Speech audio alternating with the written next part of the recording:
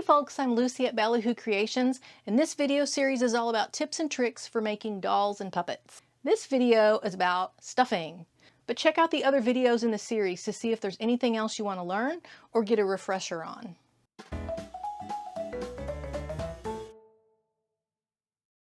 Typically when you go to the craft store or the fabric store, you're going to see a whole bunch of this stuff, the Polyfill brand. And you might think that that's the only option that you have for stuffing a doll or the hands of a puppet or a stuffy, a plushie, but there are actually a lot of different kinds of stuffing out there. I'm going to talk about different kinds of stuffing, why you would want one over the other, how to choose your favorite, and also we're going to talk about tools and some techniques for getting a good result when you stuff your doll, puppet, stuffy, plushie, whatever you want to call it. I've got several different kinds of stuffing here on my table and then a filler there I'll talk about later. But these are all polyfill, and then that is actually a wool roving. But these are all the polyester fiber fills, and you can tell that they look different, and I really wish that this were a live class where I could pass this around to you so you could feel how different these are. This one is the regular polyfill that you see everywhere, and it's very squishy. Like when I push it, it bounces back. It's very bouncy, squishy, and like, what's the right word? Like slickery. It's slickery. But this one is the, actually this one here is the Polyfill Crafter's Choice. I'll even show you how that looks a little bit different, and the Crafter's Choice says it's good for doll making, and it is better than the regular polyfill. The Crafter's Choice is more, oh, what's the word, like, it's creaky. Like when you're rubbing it, it's almost like you can hear it making squeaky noises, and it packs better. It's not as bouncy and fluffy as this stuff. See how this stuff like keeps moving around and this kind of just thunk. This one here is a different brand. It is also a polyester fiber fill. This is a Morning Glory brand, and I like to buy large boxes of this. Another one I like is Morning Mist, and these are more packable and softer, so you can get a different look. And let me show you an example. Here's two different doll heads I've stuffed. They're the exact same pattern. They're sewn on an embroidery machine, so the stitching is exactly the same on the seams of both of these. And what I did was I took a handful of the, let's see, I can even tell when I'm done. This is the regular polyfill, and this is the Crafter's Choice polyfill, and they are different feel. And when I stuff them, what I can really tell is the one with the regular polyfill is much bouncier, and the one with the Crafter's Choice is not as bouncy. And you can pack this a lot more firmly if you want to. You can also tell that this one is more vertical. So what I notice when people make, particularly the doll patterns that I sell, is sometimes the heads look really skinny, like that, and that looks very different. You see the difference? And usually this skinny looking head comes from using a very bouncy, like the polyfill that you find at the craft store, whereas the flatter look, and this is personal preference. There's no right or wrong way to do this. You decide which look you like better. But if you want it to be flatter, and especially if you want to really pack it in and get a firm stuffing, something like the Crafter's Choice is a better fill, or the Morning Glory. Those can pack better. You also tend to get more lumps with the basic polyfill. So I wanted to point that out, that not all fiber fills are made the same. They are all polyester fibers. They're all made with the same process, but they do different things to them so that they feel different, and they actually perform differently when you stuff a doll or a stuffy, a plushie, whatever it is you're making. So that bounciness that gets that vertical, you know, it's taller than it is wide, that comes from having a really bouncy fiber fill.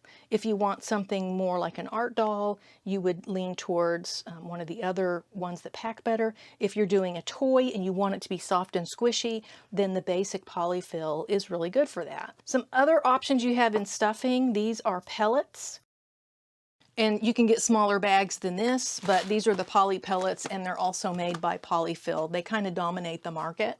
But the plastic pellets like this, or also you can get glass beads, they're more expensive, but these are good for a weighted filler. So if you're doing something that you want to stand up, like perhaps a gnome or a plushie or something, and you want it to sit upright, you would fill the bottom, at least the bottom, with this. Also, if you're doing like a bean bag, you don't want to use beans in that, you want to use a plastic pellet or something like that. Now's a good time to say, don't use food in your dolls, plushies, stuffies. I know a lot of you use rice or beans or lentils, things like that, and you can get away with that for a while. But if you do it long enough, you will probably find that bugs are attracted to the food in your creation. And not just bugs, but sometimes little furry critters too. So if you don't want critters eating and living in your stuffed animals and plushies, then don't use rice, don't use beans, don't use lentils, don't use any edible in your softies. Just, it's a bad idea. Take it from someone who's learned the hard way. Don't do it. Just don't do it.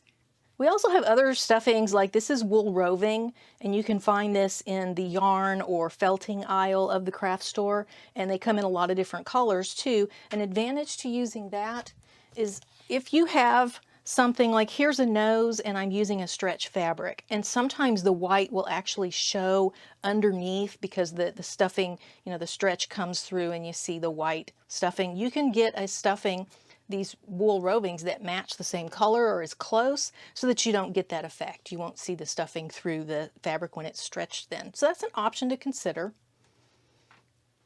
And nobody says that you even have to use stuffing to stuff with. You can use fabric scraps, which is a good way to stuff things. It's the old-fashioned way. You could also go and buy pillows, or just use pillows, or thrift store estate sale pillows are a good find, and open them up and use the stuffing that's inside.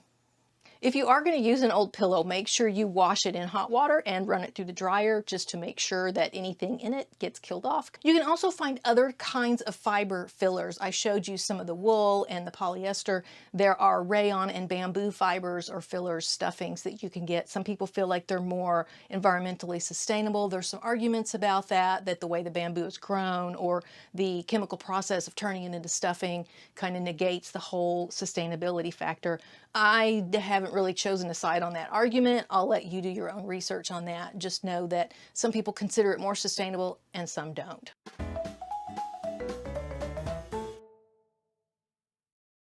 If you're brand new to making dolls or plushies, you might notice that the things you make are very lumpy, and there are some ways to avoid that. Some people may say use small bits of stuffing. I actually say use the right amount for the size of your project. If you're stuffing something really large, it's okay to put handfuls of stuffing in there.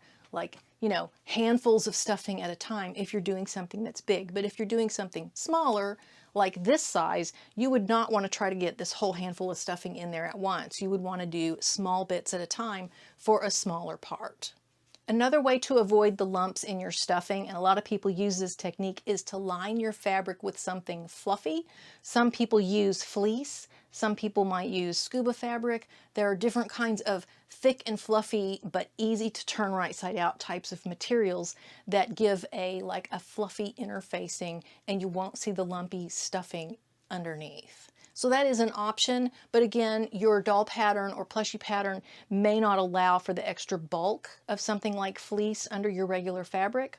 So only use that technique if the pattern either calls for it or you know the parts are big enough. Like if it's got a great big ear, that's going to be okay. But if it's got tiny parts, a little foot like this, I wouldn't want to have multiple layers of fabric and then try to turn that right side out. It's going to be very difficult. So judge by the size of your project if you can use that lining technique.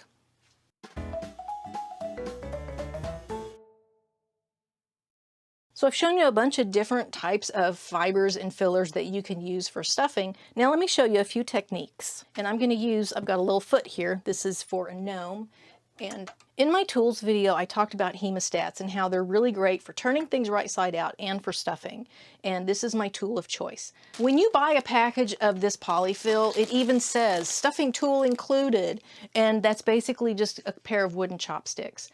You can use chopsticks or a pencil, or some people even use scissors. I don't. You can use the chopstick to stuff with, but you won't get very precise placement like you will with hemostats. And I'll show you how the hemostats work so you can see why they're my tool of choice. I swear I don't have stock in the hemostat company. I don't have affiliate links or sponsorships or anything like that. I just really love this tool and I want to share that with everybody. When you're stuffing a small object like this, you want to size the amount of stuffing that you use with the actual size of the project. If you have a very large rag doll, say it's this big, you can use big handfuls of stuffing to put in there. It won't really be that lumpy because you want to size the amount of stuffing you put in with the size of the project. A very small project like this, it might take all this stuffing, but I certainly don't want to put it all in at once. That would give me a bad result. So I want to go with a small project like this. I want to do small bits at a time. And in this particular case, I've got these little toes and I want them to kind of stand out. So I'm going to create a break in the stuffing on purpose. Normally you don't want a break in the stuffing. You want a nice solid mass all the way through. But I'm going to roll up little balls like this and put it into each toe. And not here in the crease. I'm going to leave that with no stuffing. So I'm going to make sure that all of that stuffing gets pushed up into the toe. And same thing for all of these toes.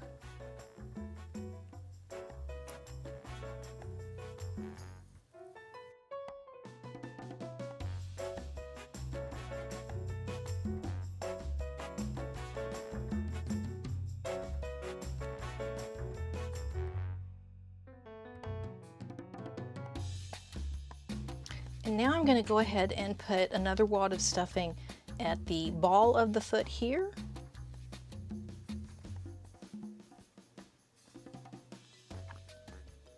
And just kind of spread it around to go side to side. And another ball of stuffing is going to go in the heel of the foot. And this will give me a little bit of a sculptural effect. And in this case, I am wadding the stuffing up into a ball. On the next demonstration, I'll show you, you don't want to do it that way. So it just depends on what you're stuffing. And then there's my little foot. And you see how because I stuffed the toes separately, I get that little break in between them, and it looks like separate little toes. And if you want to play around with it, you would even get a little break here between the ball of the foot and the heel. You could stuff one or the other higher. So those are just some techniques that you can do to get a sculptural effect when you're stuffing. Usually you don't want to have a break, and when I say break, I mean where you have two balls of stuffing that come up next to each other like that. And usually you don't want that, but in some cases, like between these toes, you do. In a ragdoll elbow, you would like it to have just a little bit of break in between the stuffing there so that it would flop around. Okay, here's an example of a ragdoll, and she's got this thick neck here. That would be much easier to see here. So you want to make sure that the stuffing goes both into the head and into the body, because here, if you had that break, you're going to get a floppy doll head that's going to be, it won't be very sturdy. She's pretty well stuffed in her neck.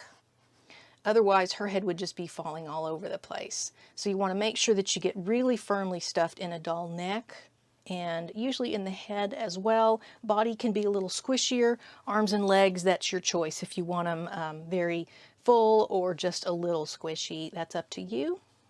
I can show you that technique on this small doll body. This is for an art doll, and you would want to have kind of a long piece of stuffing that you would put down into the body, and always make sure you're stuffing where you want it to go.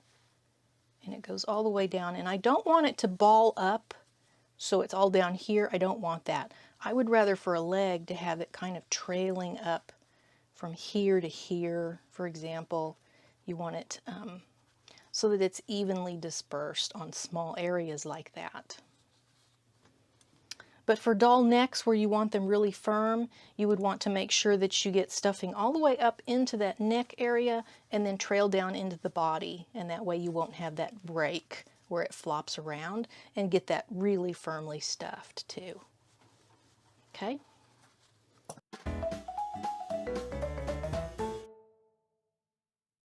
That's all I had to share with you on stuffing. We talked about different types of polyester stuffing and other fibers that you can also use as well. We talked about tools. Some people use a chopstick, some people use hemostats. There are other types of tools that you can use to get stuffing in places that you need it to get to. We talked about some techniques of how to get stuffing large amounts into a large space or small amounts into a small space. And we talked about how to to avoid voids or breaks in things like doll necks, but for example, you might want to have those voids and breaks when you're doing fingers or toes on a doll, a stuffy, a puppet, something like that. Mostly learning to stuff dolls and plushies is all about practice. You just have to do several of them to see what you like, what you don't like. Try different stuffings, buy one brand, use the whole bag, then go buy a different brand and see if you like the other one better. So just try different things, try different techniques that you may see other people doing, or just cram it in there and then look at it and say, oh, this is either good or bad, and then try again. There's nothing wrong with unstuffing your stuffy and trying again. That's certainly something that I have done many, many times. So play around with it, practice, know about the tools and techniques, do your own thing. Whenever you're making dolls or plushies or puppets or any of that, it's always about doing your own thing and doing what works best for you. Some materials and tools may work for one person and not for another. So find what works for you. There is no set in stone way that it has to be done. If you enjoyed this video, check out my designs and patterns at ballyhoocreations.com and look for other videos in this series to learn more about making dolls and puppets and plushies and stuffies and all of those things. Everything is linked below the video to help you find everything fast and easy.